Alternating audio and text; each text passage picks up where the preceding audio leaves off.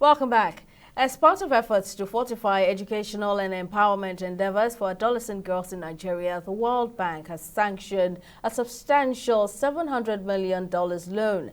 This boost in financial support is geared towards enhancing the ongoing initiative as the Adolescent Girls Initiative for Learning and Empowerment.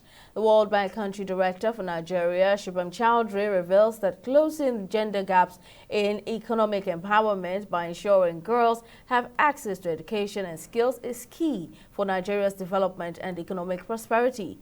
Chowdhury also said in a statement that aside from the girls that would benefit from the financing, others included over 15 million students and beneficiaries, such as teachers, administrators, families, communities, and staff in existing and newly constructed schools. He added that the new fund would push the project to 18 states and help Nigeria to achieve better education and health outcomes for girls. To throw more light on this, I'm joined by social development and policy expert, Dr. Soji Adeniyi. Thank you very much for joining us on the program. Now, this fresh $700 million loan from the World Bank is meant to enhance adolescent girls' learning and empowerment. Now, beyond what we know, what will be the long-term benefits of this funding? The 700 was actually an additional financing. We already took a 500 before now for implementation of the AGILE projects in about 7 states of the Federation: Kaduna, Katsina, Kano, Kebbi, Ekiti State in the south, Borno State in the northeast, and then, of course, Plateau in the north central. So those 7 states were the original beneficiaries of the AGILE project. And then you will ask yourself, why these states? That's the biggest question that people would often want to know. These states are the ones that have challenges with gender parity in terms of education. They are the states with the highest number of adolescent girls that are not in school and that are not interested in going to school for very different reasons. One of it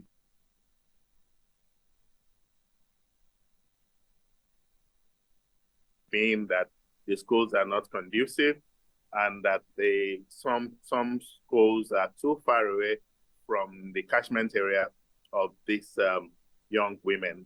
And majority of them in some part of the country, like Kaduna, Katsina, Kano, Kebbi, they are already young mothers. And if you don't get them back into school and give them a skill, then they will become a liability to the state and, of course, eventually become a liability to the country. So the goal of the AGILE project was to be a little bit different from the normal basic education that we give by also providing access to skills and trade learning by these young girls, such that by the time they finish secondary school, they are skilled enough to engage in the labor force participation, which, as you may know, is less than 18% now as we speak. So the goal for the country for labor force participation for young people or young women 18 to 35 is to move it from the 18% that we currently have to about 40% by 2030. That's just 7 years from now. So except we have centers like the ones being created by AGILE now, in most of these states that are endemic with the challenges, we are likely not to be able to hit that target by 2030. So the whole intention of the AGILE project is noble. It's very good for the thinking of the Nigerian education space. And I have no problems with the expansion or the additional financing that we are now receiving in order to reach additional states that are not benefiting from the first tranche. Now let's discuss the economy. Would this have any economic returns for the country as a whole? Thank you. As you all know, the major drivers of economy is the private sector participation. I mean, government cannot create all the jobs. They will hire people, and then, of course, they will be just good to get the government employment. So majority of the private sector people are the ones that are actually the ones that are able to move the needle when it comes to economic development. So by expanding the AGILE project, especially young adolescent girls are learning trades early enough in their life to be able to be skilled. Some of these states that we mentioned are the states where early marriages are very common, and some, for religious reasons, the young girls are, married off to people who care very little about their educational development, about them getting a skill. I used to work in Indonesia, and I wondered how Indonesia could have up to 70% female labor force participation, and Nigeria is grappling with 18%. And Indonesia is a country that is about 300 million people, so they are not, any less in population than us. They are also like 90% Muslims, so again, they are not, excluded from the cultural beliefs and our religious beliefs that we tend to hide behind and then keep our women not participating in the labor force. So if Indonesia can engage their women in both farming and in other trades through technical education and the rest of them, we can do the same. And I am glad that the AGILE project is very much moving in this direction to enroll them. So to answer your question, yes, when the young girls or young ladies or young women, as they become self-employed, they will also employ other people in their communities. I mean, imagine the one that is in, catering. Imagine the one that is in leather making. Imagine the one that's in fashion designing or leather works. All these people are able to create employment for other people, and they will also pay taxes, and they will contribute positively to the tax net of the states in which they are located. And they can also, eventually begin to export their trade once they become, masters of it. So with social media and the opportunities that they have to engage with the world now, there's no limit to the kind of transformation that can bring to the economy in the long run. So how do you think these funds should be disbursed, to ensure that it gets to those who need it the most? You see, this is that's where this is very interesting, because it's not a fund that you receive and then start wondering how to disburse it. No, the original plan for the AGILE projects covered those 7 states. In order for these new additional states to benefit from it, what was done was a market analysis, a survey of the most affected states that really needs it, because the data that is being used to determine who benefits has to do a lot with the state of education in that particular state, number of people that are not connecting between primary school and junior secondary school. I mean, if you have a state, for instance, let me give you an example.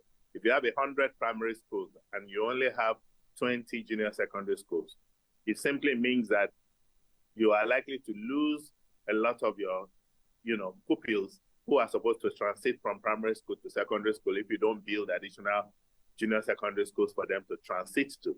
So this type of mapping has already been done, and it is on the satisfaction that it has been mapped. It has been tailored towards, meeting areas where those needs are, that the funds have been made available by the bank. So the bank is not just dishing out money. They are genuinely running through the entire data to ensure that every state that is a beneficiary is actually demand, driven. It's based on the number of, schools that can, be transformed from primary to secondary, junior secondary, and the ones that, we can build facilities where trades can be learned, in a short period. So that's what it is. So it's not, so the fund is not being distributed, it's not, like the palliative. No, that's not it. It's timed, and it's based on, expected outcomes. We understand that this is for a good cause, but then Nigeria's debt profile remains a big talking point, and this loan will no doubt increase the nation's debt profile, of course. Now, should we be worried at this point? I think we need to understand the rationale behind debt management. Nobody will give you a facility as a bank when they know that you don't have the capacity to pay it. That's the first thing a banker does. They do what they call due diligence to see that you have the capacity to pay, and then they release the funds to you.